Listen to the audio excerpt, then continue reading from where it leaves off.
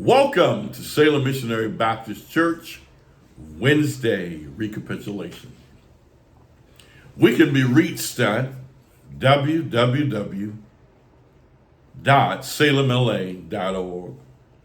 I am grateful to be able to share with you today from 1 Timothy chapter 4, verses 1 through 8.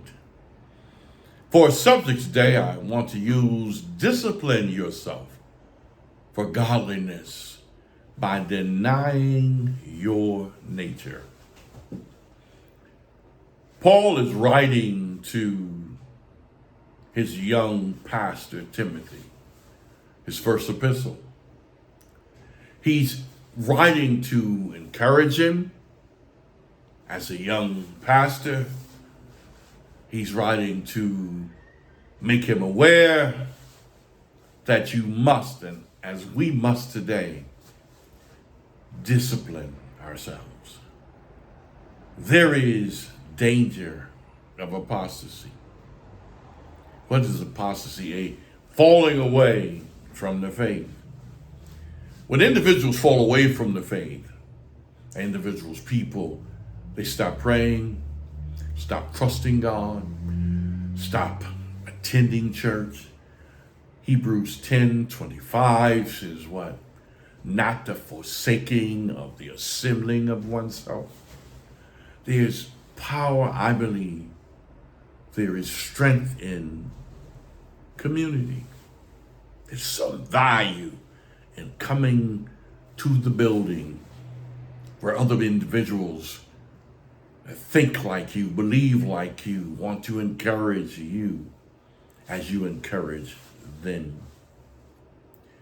Some people will abandon the faith to follow after false teachers. So I want to encourage you. Do not allow anyone to cause you to compromise your core beliefs, that which you've studied in the Word, that which you've experienced, that which you've tried and proved to be true. Doesn't matter if it sounds different, maybe even sound better to you. Avoid that. That a good servant of Jesus Christ has responsibilities. And what are those? To be faithful. Faithful in loving God. Faithful in loving people. Faithful in loving the process. This is a journey. This Christian walk is, for me, I would say it's not easy.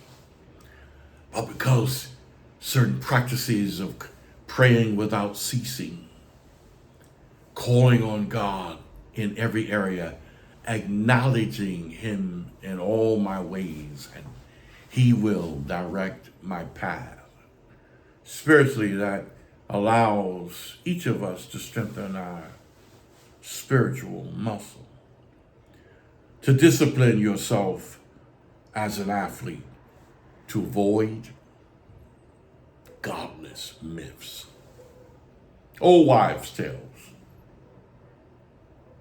They told me it was this or that way. Perhaps grandparents or parents, even what they taught us growing up as children, we need to engage God and the Word to find out why. Is that something I should apply to my life? Is it something that will help me in rearing my children or keeping my home? That kind of discipline. Consistently avoiding or ignoring or rejecting evil sayings, profane language. What we allow to go into our eye gate is important. What you look at, what you allow to go into your ear gate, that which you allow into your mind. The Bible says to transform your mind by the renewing of your mind. And we must renew our spirits daily through study, through strengthening it. And watch God prove himself that he is is, present tense, our provider, our protector. Let your yeas be yea. Let your nay be nay. Yes. Live what you speak. The old saying, practice what you preach. How do we avoid hypocrisy? By doing what you said you would do. So as we consider in this walk that I want to be able, as you should want to be able, to discipline myself for godliness by denying my old nature. Once we got saved, the old nature moved over. A new nature comes in.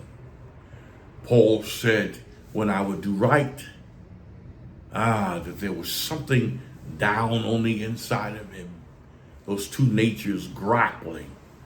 Feed. The one you feed is the one that you're going to obey. Feed your new nature. Feed your new nature with what? With studying the Word of God. With prayer. Attending worship.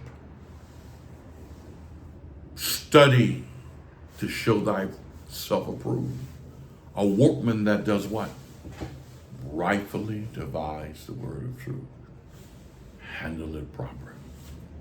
For your benefit, for mine, in Jesus' name, and for his sake. Amen.